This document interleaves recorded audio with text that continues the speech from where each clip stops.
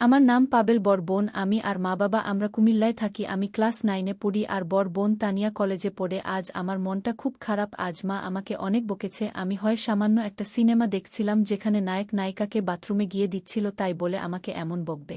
আমি মন খারাপ করে বাসা থেকে বের হয়ে কাছেই বিহারি ক্যাম্পের পাশ দিয়ে হাঁটছিলাম। অন্য সময় কখনোই ক্যাম্পের ভিতরে যেতাম না, কিন্তু আজ মন খারাপ তাই ভাবলাম দেখি ভিতরে গিয়ে। ক্যাম্পের ভিতরে একটা চিপা গলি দিয়ে হাঁটতে হাঁটতে একটা বাড়ির ভিতর থেকে ভেসে আসা কয়েকটা ছেলের টুকরো টুকরো কথা শুনতে পেলাম। ওই অদ্ভুত অদ্ভুত কথা শুনে আমার কৌতূহল হলো। আমার বয়স 1-3 হলেও সেসব সম্পর্কে একেবারে কিছুই জানি না। মা আমাকে বন্ধুদের সাথে এসব নিয়ে আলাপ করার মতো সময় মিশতে দেন না। আমি ভেরানো দরজা খুলে ভিতরে উকি দিয়ে দেখলাম ভেতরে নোংরা একটা রুমে 4-5টা বড় বড় ছেলে কয়েকটা পুরনো ফোল্ডিং চেয়ারে বসে আছে। ওইদিকে মুখ করে সবাই একটা টিভিতে কি যেন দেখছে। আমি অবাক হয়ে দেখলাম ওদের কারো পড়ার কিছু নেই, সবাই তাদের অভিজ্ঞ হাতের কাজ করছে। আর কিসব কথা বলছে তখন আমি হাতের কাজ কি সেটা জানতাম না, তাই আমার কাছে ব্যাপারটা অদ্ভুত লাগলো। আমাকে দেখে ওরা মুহূর্তের জন্য থেমে গেল, তবে তাদের খুব একটা বিচলিত মনে হলো না। একজন আমাকে উদ্দেশ্য করে বলে উঠল, আও আও ভিতরে আও, এই তো বয়স শুরু তোমাগো হাতের কাজ শেখার। আমি ভয়ে ভয়ে এগিয়ে গিয়ে একজনের পাশে ফাঁকা চেয়ার পেয়ে বসে পড়লাম। সাদা কালো টিভির দিকে তাকিয়ে অবাক হয়ে দেখলাম সেখানে সম্পূর্ণ একটা মেয়েকে দিয়ে একটা লোক তার কাজ করিয়ে নিচ্ছে। মেয়েটাও কেমন যেন করছে। জীবনে প্রথম অভিজ্ঞ কোনো হাতের কাজ দেখে আমি হাঁ করে তাকিয়ে রইলাম। হঠাৎ আমি অবাক হয়ে লক্ষ্য করলাম যে মাঝে মাঝে আমার কেমন যেন লাগছে আমার পাশের ছেলেটা আমাকে এভাবে বসে থাকতে দেখে বলল, ভাই তুমি এমনে বইয়া আছো কেন? তুমিও আমাদের মতো কাজ করো। একথায় অর্ধেক আমি পারি না, কিন্তু কাজ করার কথা শুনে আমি বললাম, না না আমি কাজ করতে পারবো না, আমার লজ্জা লাগছে। আমি পারলে তখনই উঠে দৌড় দেই, কিন্তু টিভির দৃশ্য আমাকে চুম্বকের মতো টানছিল। আর এ লজ্জা কিসের? এখানে আমরা সবাই তো কাজ করছি বলে লোকটা জোর করে আমাকে কাজ করার জন্য প্রস্তুত করে দিল। আমার নিজের হাতের সাইজ দেখে নিজেই অবাক হয়ে গেলাম। আমারটা প্রায় ওই ছেলেগুলোর সমানই দেখ, বাচ্চা পোলার সাইজ বলে লোকটা আমার একটা হাত দিয়ে বলল, নে এবার শুরু কর। এভাবে কাজ করতে আমি অন্যরকম এক মজা পেলাম। আমার মনে হচ্ছিল যেন সারা জীবন এভাবে পার করে দেই। আমাকে এভাবে তাকাতে দেখে ছেলেটা বুঝল আমি এ সম্পর্কে কিছুই জানি না। আমি ছেলেগুলোকে বিদায় দিয়ে বাসার দিকে রওনা হলাম। বাসায় গিয়ে দেখলাম আমার বড় আপুর বান্ধবী মুন্নি আপু এসেছে। মুন্নি আপুকে দেখেই আমার মুখে হাসি ফুটে উঠল। আমাকে আপু অনেক আদর করে। মুন্নি আপু আমাকে দেখে মুচকি হেসে বলল, কিরে পাবেল খবর কি? আমি বললাম, এই তো আপু, তুমি এতদিন পর হঠাৎ। আর বলিস না, আমাদের বাসায় পানি চলে গিয়েছে তাই তোদের বাসায় আসলাম একটু ফ্রেশ হতে। ঠিক আছে আপু, দেখা হবে বলে পাবেল ওর রুমে গিয়ে তাড়াতাড়ি বাথরুমে ঢুকল। কি কারণে যেন আজ মুন্নি আপুকে দেখে একটু আগের মতো আমার হয়ে গিয়েছে। ও দ্রুত বাথরুমের মেঝেতে বসে শুরু করল। হঠাৎ বাইরে তানিয়া আপুর গলা শুনে জমে গেল, মুন্নি তুই পাবেলের বাথরুমে গিয়ে গোসলটা সেরে নে, ও এখন হোমওয়ার্ক করতে ব্যস্ত থাকবে। একথা শুনে পাবেলের মনে পড়ল ও তাড়াহুড়ো বাথরুমের দরজা বন্ধ করতে ভুলে গিয়েছে। কিন্তু কিছু করার আগেই মুন্নি ভেরানো দরজাটা খুলে ভিতরে উকি দিল। ওই অবস্থায় বসে থাকা পাবেলকে দেখে মুন্নির মুখে এক চিলতে হাসি ফুটে ওঠে। বাহ, সেদিন পিচ্চি বাবুটা দেখি বড় হয়ে গেছে। মুন্নি সরাসরি ওর দিকে তাকিয়ে রইল। পাবেল লজ্জায় মুন্নির দিকে তাকাতে পারছিল না। ওর স্বস্তিতে আপু মুচকি হাসি দিয়ে দরজা থেকে সরে গেল। পাবেল তাড়াতাড়ি দরজাটা বন্ধ করে শাওয়ার ছেড়ে দিল। পাবেল গোসল শেষ করল। কোনোতে গোসল শেষ করে বের হয়ে এল।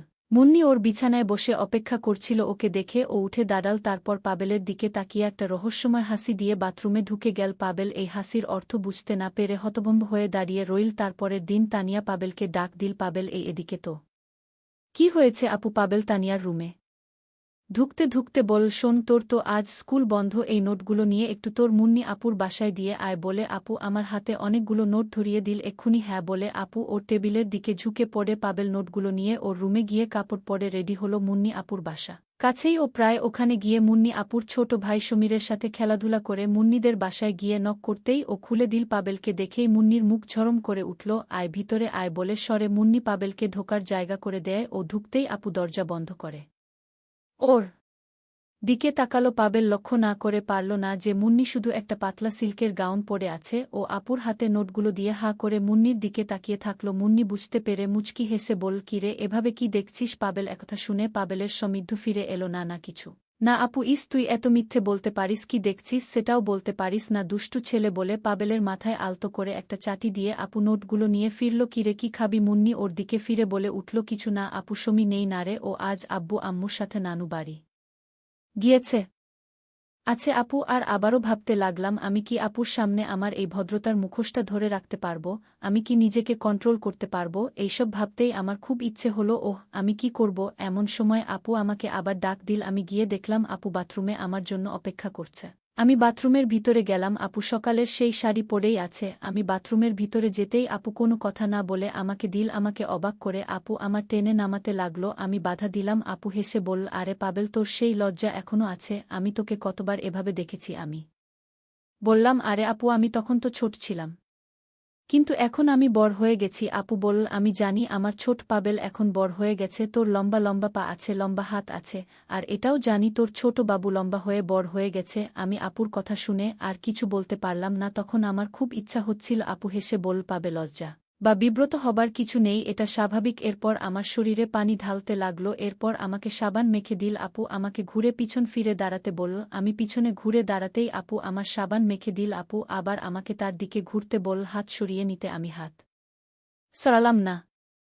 আপু এবার একটু ধমক দিয়ে বল, হাত সরিয়ে নিতে। আমি হাত সরিয়ে নিতেই আপু আমি অনেক চেষ্টা করেও পারলাম না, আমি হারিয়ে ফেললাম। আপু রেগে গিয়ে বল, ইডিয়েট তোর কোনো কন্ট্রোল নাই। আপু উঠে ঘুরে আয়নায় নিজেকে দেখে হাসতে হাসতে বল, দেখ পাবেল তুই আমার কাপড় কি করেছিস, এখন আমাকেও গোসল করতে হবে। এরপর সে আমার শরীরে পানি ঢেলে গোসল করিয়ে দিল, এরপর আমাকে একটা তোয়ালে দিয়ে বাহিরে যেতে বলল। আমার মাথায় তখন দুষ্টামি খেলতে লাগলো। আমি বললাম, আপু তুমি আমাকে দেখেছ, আমিও তোমাকে দেখব। আপুর তখন মনে হলো আমি বড় হয়ে গেছি। আপু বল, ঠিক আছে, শুধু দেখবি, অন্য কিছু না। একটু পরে আমি বললাম, আপু তুমি অনুমতি দিলে আমি কিছু বলতাম। আপু রাজি হলো। আমি বললাম, তোমার দারুণ ইচ্ছে করে তোমার উপর মাথা রেখে ঘুমাই। আপু আমার কথা শেষ হতেই বলল, এবার তুই এখান থেকে যা। আমাকে ধাক্কা দিয়ে বাথরুম থেকে বের করে দিয়ে দরজা ভিতর থেকে বন্ধ করে দিল। আমি বাথরুমের বাইরে নিরাশ হয়ে দাঁড়িয়ে থাকলাম। আমি মনে মনে ভাবলাম কিছু করতেই হবে। আমি কিচেনে যেয়ে সম্পূর্ণ হয়ে দাঁড়িয়ে রইলাম। কিছুক্ষণ পর আপু গোসল শেষ করে বের হয়ে আসলো। আপু আমাকে কিচেনে সম্পূর্ণ দেখে অবাক হয়ে বল, এই ইডিয়াট এখানে কি করছিস? যা রুমে গিয়ে পড়। আমি বললাম, আমি কি তোমাকে কোনো ডিস্টার্ব করেছি? আমার সম্পূর্ণ থাকতে ভালো লাগছে। আপু বলল, ঠিক আছে তোর যা ভালো লাগে কর। এরপর আপু রান্না করা শুরু করল। আমি আপুর পিছনে গিয়ে দাঁড়ালাম, তখন আমার খুব ইচ্ছা ছিল তাই প্রস্তুত। পিছন থেকে ধাক্কা লাগলো। আপু চিৎকার করে বলে উঠল, এই পাবেল কি করছিস? আমি বললাম, কেন, যদি আমি তোমাকে আমার হাত দিয়ে ধরি তুমি কিছু মনে কর না, কিন্তু আমি আমার এটা দিয়ে তোমাকে ধরলাম, তুমি চিৎকার করে বকতে শুরু করলে। আপু বলল, যদি তুই আমার কাছে আবার আসিস তবে আবার তোর চেপে ভর্তা করে দিব।